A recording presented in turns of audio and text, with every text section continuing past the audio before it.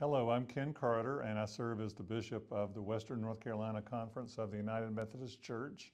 I want to welcome you to the 2026 offering of Equip and Connect. I want to place before us the image of a person throwing a stone into a body of water. Imagine a lake. And the stone hits the surface of the water and creates a ripple effect, expanding circles that go outward.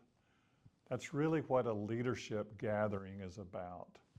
Leaders come together to learn, to share, and then their influence expands in their churches, in their communities, in their districts, and in the conference.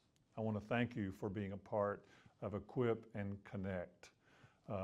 We equip one another so that we can learn to be more faithful disciples, more effective leaders.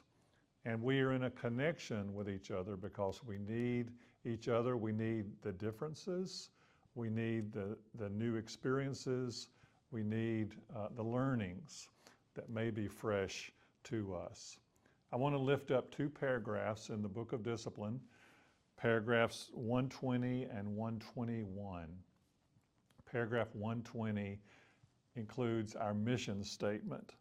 The mission of the church is to make disciples of Jesus Christ for the transformation of the world.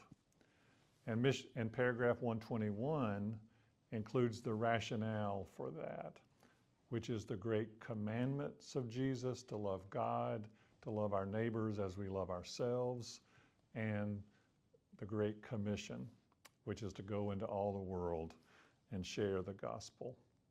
So I want to return to that image of the stone hitting the water. The center, the place where the stone encounters the body of water, is the core, it's the center, and that's our spiritual life. And I appeal to all of us as leaders to refocus on our spiritual lives, reading scripture, prayer. Last week, I was in a podcast with Dr. James Howell in Myers Park United Methodist Church, and it was a conversation about prayer and scripture, and that's been circulated on our conference website. So how we get to the fundamentals of paying attention to our core spiritual lives, that's the center. And then it creates a ripple effect. That is, a healthy spirituality puts us in relationships with others. John Wesley said there's no holiness but social holiness. And by that he meant I cannot be holy on my own. I need you to become holy. You need me to become holy. And so in our local churches, that's where we teach each other. That's where we learn from each other. That's how we forgive each other. That's also how we are accountable to each other. We're accountable to each other in our personnel practices as we share leadership among clergy and laity. We're accountable to each other in how we steward the financial resources, the money that people place in the offering plate. We don't do this as an individual, we do it together. That's our discipline.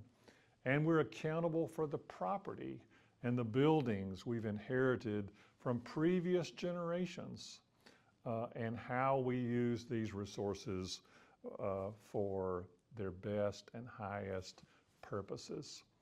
Our local churches are the primary places where disciples are made, along with extension ministries like campus ministries and camps. And so this training is really for the leadership of our local churches and our extension ministries. And then that stone hits the water, creates strong spiritual lives, creates stronger local churches, and then it has a witness in the world. That's our public witness.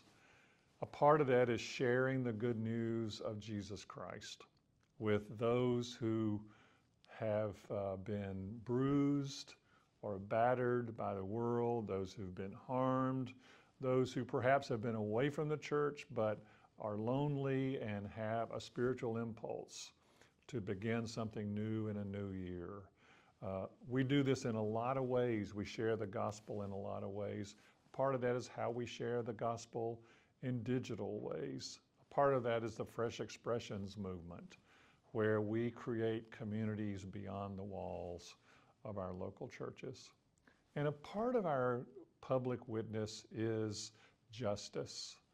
Justice is good news. Justice is good news for those who have experienced injustice. And so across our annual conference, we are voices for justice, especially in this season. This has been a voice for our immigrant communities across the conference. But it's the ongoing work of anti-racism and exclusion of the LGBTQIA community. It's welcoming newer generations to the church. It's trying to be voices and agents for fairness. And this too is social holiness. We cannot have an inward personal holiness unless it makes a difference in the world. So the last few years that I've been privileged to serve with you, we've talked about creating vital and sustainable local churches. We've talked about the ongoing work of anti-racism and responses to discrimination as discipleship and sanctification. We've talked about the well-being of lay and clergy leaders. And we've talked about our identity as United Methodist followers of Jesus. Thank you for being present in our church, for being a leader in our church, for being a part of Equip and Connect. May God bless you as you continue on this journey.